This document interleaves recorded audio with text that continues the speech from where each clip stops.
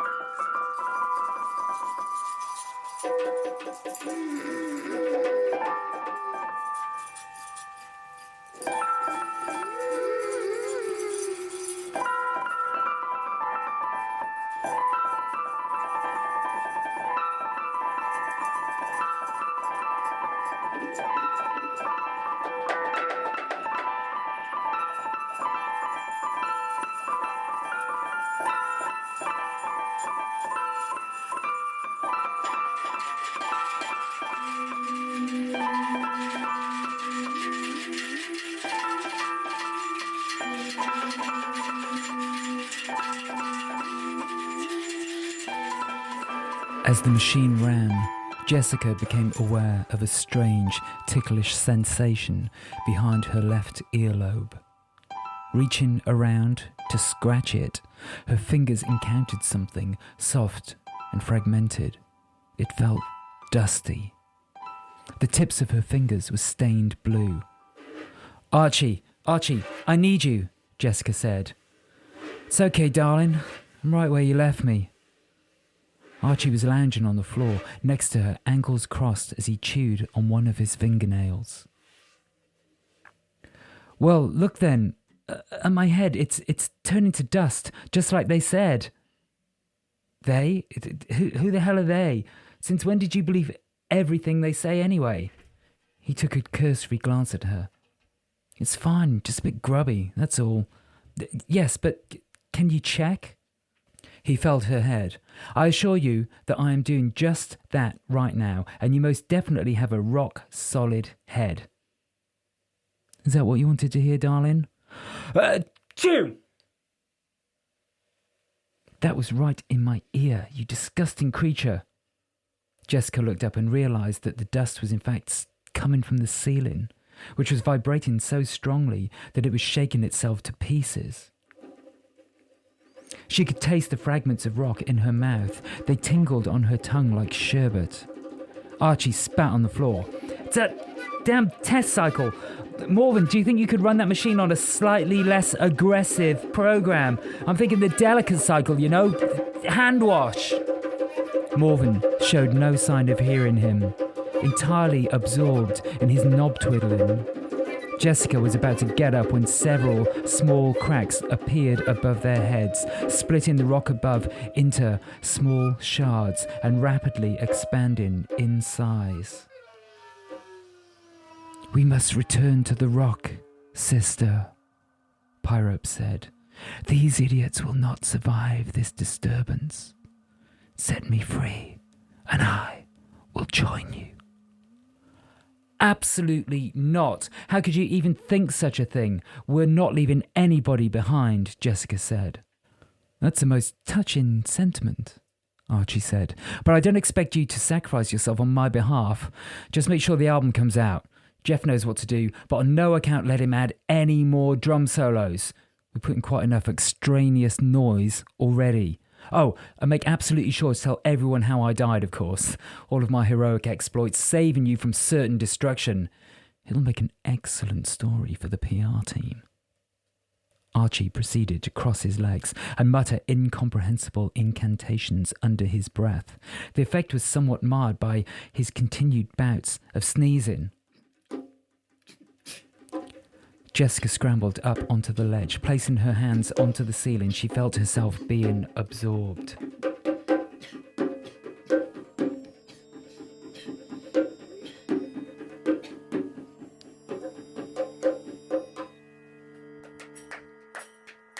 "No one left behind. Remember Pyrope shrieked from her container as Jessica was sucked upwards. Once she was back on the rock, she felt somehow calmer, more in control. Hooking herself onto the outline of the room, she was flung from side to side by the disturbance.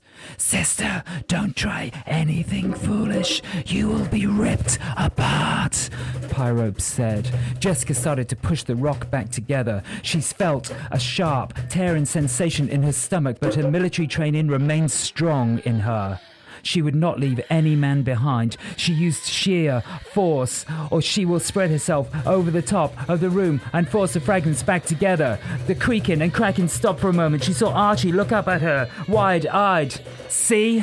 I fixed it," she said. "He cannot hear you," Pyrope replied, "but I'm sure he appreciates it as much as I do. You must leave. This place is not safe for any of us." As she spoke, the creaking returned. Jessica felt stretched, as if on a rack. It was more than she could stand. Amidst the creaking, she could hear a faint echo. "Reap, reap, reap, reap, reap, reap, reap, reap, reap, reap, reap, reap, reap, reap." Determined not to let go, she let out a long scream of agony which seemed to echo out through the earth itself, drowning out the demented chanting.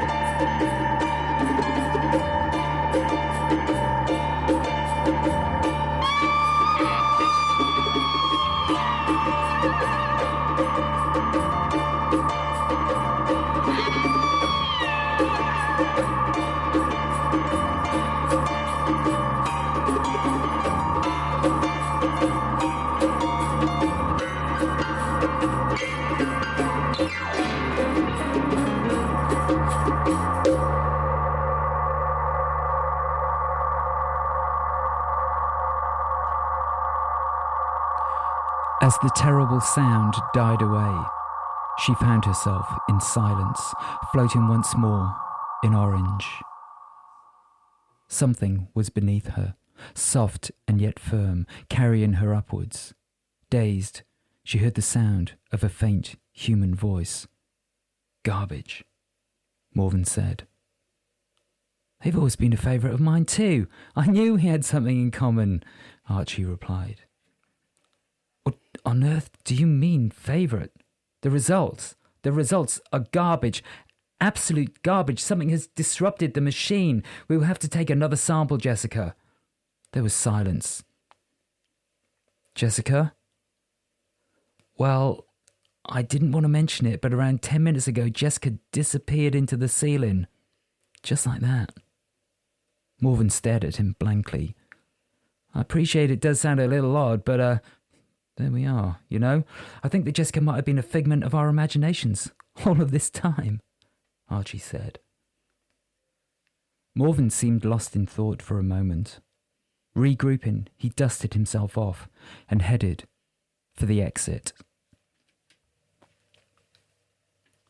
Where are you going?" Archie said. "I must find her. She's the best specimen we have ever produced." Morven strode over to the far side of the room, pulling aside a dusty blue rug. He was met with a wall of sheer orange. He blinked. Carefully, he replaced the hanging in its place, turned and rubbed his eyes slowly and deliberately. He pulled it aside once more. The wall of orange remained. "Told you this one was slow," Pyrope said. "You can't imagine how turgid it's been here all these years. Good job on getting us all out, by the way. I didn't think you were going to manage it. It would be really appreciated if you could let me out too, when you have a minute. The conversation down here is indescribably dull." Jessica, meanwhile, could see Morven's puzzled shadow face, as if through an orange curtain. Lying on top of the bubble she had created, her head seemed to be hanging over the side, so Morven appeared upside down. Without thinking, she reached out to touch his face. Morven recoiled, eyes wide as Jessica felt rather than heard Archie sneeze. "Sister, stop messing with the bubble," Pyrope said. "Sorry," Jessica replied. "It's not worth dying for a crush, you know. Plenty more organisms on the planet." Before she could reply, Jessica felt them all being pulled upwards. Hooked onto the bubble, she felt as if she were floating on top of a roller coaster carriage, gripping on for dear life. Then the shadows came. They emerged from every direction, specks in her vision, twisting and turning, accompanied by a flare of buzzing and hissing in her ears. She could not stop the sound. It seemed to pass right through her head. After the shadows came the vibrations. The orange around her seemed to distort somehow. She felt it breaking up around her. The bubble itself stayed strong, but a million fingernails seemed to tear at her back and legs, taking off small pieces of her skin with every touch. "Reap, reap, reap, reap, reap, reap, reap, reap." The voices started again, louder and louder they became. As the shadows grew larger and larger, another bubble caught her eye, speeding along right next to them. Peering over, she could make out the outline of a bed containing two figures, one who appeared to be brandishing some sort of whip, and another chained to the bedposts. The muffled voice of an elderly lady singing carried through to her momentarily. "We'll meet again." The voice took her back instantly to the talent show. The sound of 3-day-old wobbly trifle. What had her name been? Marcy? As Jessica watched in disbelief, two more figures emerged from the side of the bed and pounced on its hapless occupant before they were launched upwards again in another rush of movement. "Morven, my dear, do sit down." Archie put one arm around him and led him back to the centre of the lab. He plumped up the rug for him, carefully covering his nose and mouth as he did so. Morven did not resist. He sat down with a thump. "Now, I know that this is going to come as a bit of a shock to you, but I'm not sure we're still in the same place. As in, I think that we might be on the move." Morven started hyperventilating. Archie sent an incredibly filthy smile in her direction. Could it be possible that he knew where she was?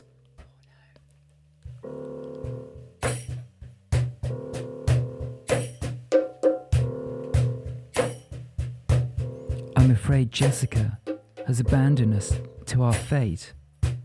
Don't worry though, I know just the way to keep ourselves distracted." Archie reached out slowly and pushed Morven's hair back from his forehead. "Do you ever think about the meaning of life, Morven? I always say the only purpose of life is joy. There's a reason we're alone here, don't you think? Did I tell you that you have the most beautiful hair I've ever seen? It's simply stunning, like liquid gold." Meeting no resistance, he got onto his knees behind Morven and started to massage his shoulders. Morven's face remained blank, but his body showed every sign of enjoying Archie's touch. Archie raised his eyebrows and tilted his head, flashing her a sardonic grin. The bastard knew she was watching, and he was enjoying it. Jessica felt a hot flush of jealousy mixed with desire.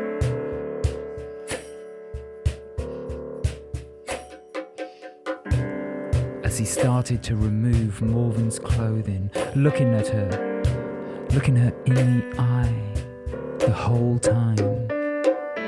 She reached out before she could stop herself, creating a crack in the ceiling above their heads and showering them both with dust. Archie spluttered uncontrollably and Morven seemed to awaken from some sort of trance. He rose to his feet and started to mutter incoherently under his breath. "For God's sake," Pyrope said. "I told you. No crush is worth almost certain death. Specifically, my almost certain death. Besides which, they were just getting to the good part." As she spoke, the bubble seemed to rise vertically and then to stop. Shadows surrounded them, thousands upon thousands of bubbles, almost coalescing into each other. Each bubble contained the outline of a person. Some of them she recognized from the ship. She heard a cacophony of voices, all talking over each other at once. "Pyrope, what is happening? Where are we going?" Jessica hissed. Pyrope did not reply. Jessica could hear a faint refrain coming from her container. No, no, no, no, no, no, no, no, no, no, no, no, no. Looking around her, the scale of their surroundings almost overwhelmed her. So many people, all of them talking at once. She was unable to blot them out. She heard all of them and yet none of them. Words passed through her, but she could not grasp their meaning. "Quiet! For pity's sake, keep it down!" she yelled. Silence fell. Within her own bubble, all three occupants sat motionless, gazing upwards with mouths wide open. Immediately, she regretted her impulsive act. She could feel the rocks straining around her as a giant pressure wave emanated out in all directions, tossing bubble against bubble. To her horror, she saw some disintegrate completely, their occupants fading into orange in a fraction of a second.